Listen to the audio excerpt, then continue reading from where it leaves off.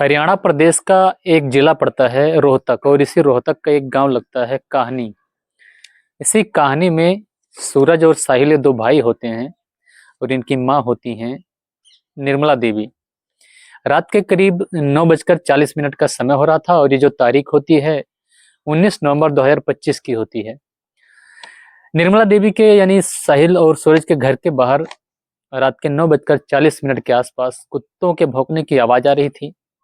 लगातार जब कुत्ते भौंकना शुरू कर देते हैं और बंद नहीं करते हैं, तभी निर्मला देवी यानी सूरज की माँ अपने छोटे बेटे साहिल से कहती है।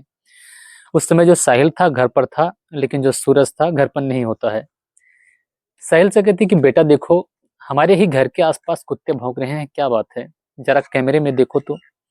साहिल अपना फोन उठाकर और उसमें कैमरा स्टार्ट कर देता है, चलाना देखना शुरू कर देता है और वह देखता है कैमरे में कि उसी के घर के आसपास जो दीवार है, दीवार के करीब कई लोग खड़े हुए हैं, लगभग 4-5 लोग आ जा रहे हैं, कुछ कर रहे हैं। अभी इनको शक हो जाता है कि हमारे ही साथ कुछ करने वाले हैं, हमारे साथ कुछ घटना को अंजाम देने वाले हैं। ये तुरंत ही इधर उधर देखना शुरू करते हैं, आपस में बातचीत कर ही रहे थे। उस समय उस घर में सूरज की पत्नी, जिसका नाम सपना होता है, सपना होती है, साहिल होता है और सूरज का एक छोटा सा बच्चा होता है। सूरज की माँ निर्मला देवी होती है और एक व्यक्ति और भी होता है। ये लोग आपस में बातचीत कर रहे थे, उस कैमरे की वीडियोस को देख रहे थे कि उसमें क्या कर रहे हैं लोग। अब अचानक से ही जिस कमरे में सपना लेटी हुई थी उस तरफ से गोलियां चलने की आवाज आती है और जैसे ही गोलियों के चलने की आवाज आती है, जो साहिल होता है कमरे से बाहर निकलकर और झांकने की कोशिश करता तो देखता है कि कई लोग इकट्ठा हैं और गोलियां चला रहे हैं। जब साहिल ऐसा देखता है तो उनको भगाने की कोशिश करता है, वह उनको डांटना शुरू कर देता है, साथ ही डंडा लेकर उनकी तरफ जैसे ही दौड़ता है तो उधर से एक गोली आती है और साहिल के पेट में लग जाती है। साहिल को भी गोली लग जाती है, साहिल भी घायल हो जाता है, चीखना शुरू कर देता है। जैसे ही वह चीखना शुरू करता है तो उसकी जो माँ होती है निर्मला देवी तुरंत ही भागकर उसे पकड़ती है और उसको घसीट कर घर के अंदर ले आती है और दरवाजा बंद कर कुंडी लगा देती है। इधर उसको चीख पुकार शुरू हो जाती है। इसके बावजूद भी गोलियां चलना बंद नहीं हो रही थी और जो सूरज की माँ होती है चिल्लाना शुरू कर देती है। इनकी जो चीख पुकार होती है सुनकर जो आसपास के लोग होते हैं तो वह भी चीखना शुरू कर देते हैं, एक दूसरे को आवाज देना शुरू कर देते हैं। इसी बीच जो 4-5 लोग आए थे जो गोलियां चला रहे थे, जब वह देखते हैं कि अब माहौल गड़बड़ा गया है, बिगड़ गया है, अब जो है कुछ लोग इधर उधर से आकर उसे घेर कर पकड़ भी सकते हैं, पहचान भी सकते हैं। उसके ही घर के बगल में एक स्कूल पड़ती है, उस स्कूल के दीवार को फांद कर वे लोग इस घर में आए थे, इधर आए थे इनके घर के पास और तुरंत ही उसी दीवार को फांद कर वापस भाग जाते हैं। आसपास के लोग होते हैं, चीख पुकार सुनते हैं तो धीरे धीरे इकट्ठा होने लगते हैं। जब पड़ोस के लोग इकट्ठा होते हैं तो देखते हैं कि जो सूरज का छोटा भाई साहिल होता है, इसके पेट में गोली लगी हुई है या घायल हो गया है, इसके शरीर से पूरा खून निकल रहा है। साथ ही जब दौड़कर उधर सपना के कमरे में जाया जाता है तो देखा जाता है कि वहीं पर एक सपना, जो उसकी सूरज की बीवी होती है, सूरज जिस समय जो है शहर में ऑटो चलाने के लिए गया हुआ था, सपना की भी मौत हो चुकी थी, सपना के भी पेट में गोली लगी थी, उन्होंने सपना को ही टारगेट बनाया था। इसी बीच जब साहिल बाहर जाता है तो साहिल को भी गोली मार देते हैं वे लोग और जब सूरज की तलाश करना शुरू कर देते हैं, खासकर तो वे सपना और सूरज को मारने के लिए आए थे, लेकिन इत्तेफाक से जो सूरज था उस समय घर पर नहीं था। कोशिश करते हैं उसको भी ढूंढने की, तलाशने की, लेकिन जब देखते हैं कि अब फंस सकते हैं, भागना ही अच्छा है, तो वे लोग वहां से भाग जाते हैं अपनी जान बचाकर। इसके बाद पुलिस को बुलाया जाता है, 112 नंबर डायल करके पुलिस आती है, वहां पर जांच पड़ताल करना शुरू करती है, पूछताछ करना शुरू करती है। जानकारी जब जुटाई जाती है पुलिस के द्वारा तो जो परिवार वाले होते हैं बताते हैं कि कहानी कहाँ से शुरू होती है। वो बताते हैं कि दरअसल जब सूरज, मेरा बेटा, और जो सपना होती है, ये दोनों एक ही गांव के रहने वाले होते हैं और गांव के ही एक स्कूल में जब कक्षा 7 में ये दोनों पढ़ाई कर रहे थे, इसी बीच इन दोनों के बीच में प्यार मोहब्बत शुरू हो जाता है और धीरे धीरे इनकी जो प्यार मोहब्बत की बात है आगे बढ़ती है और बढ़ते बढ़ते जब ये दोनों कक्षा 8 में पहुंच जाते हैं, तब जाकर जब स्कूल में पढ़ने वाले साथ के बच्चों को यह पता चलती है बात, तो धीरे धीरे इन दोनों के परिवार वालों तक भी पहुंच जाती है।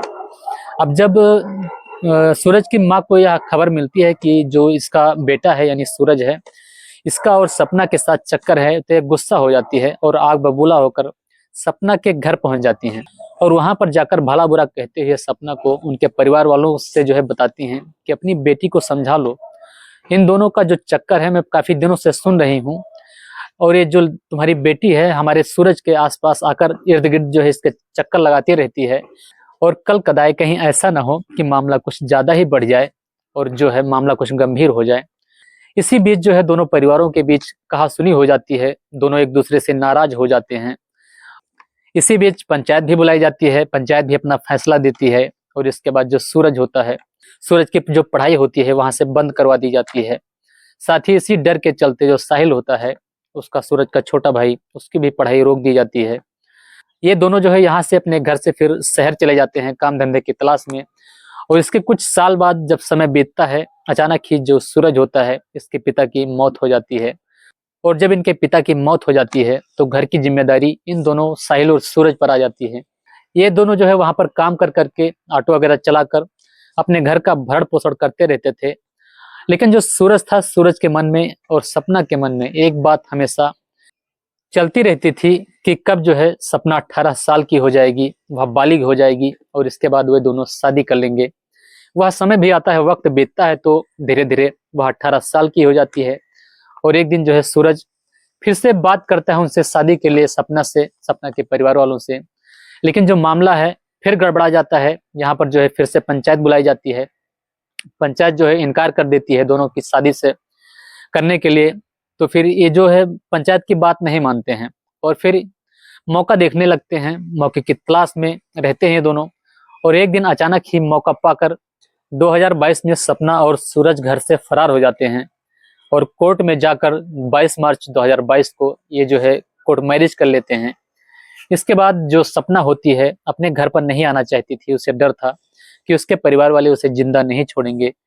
वह पुलिस के पास जाती है, पुलिस उसे सुरक्षा मुहैया कराती है, पुलिस से कहती है कि जो हमारे परिवार वाले हैं हमें और हमारे पति को जिंदा नहीं छोड़ेंगे, तो उसके लिए उसे सुरक्षा की जरूरत है।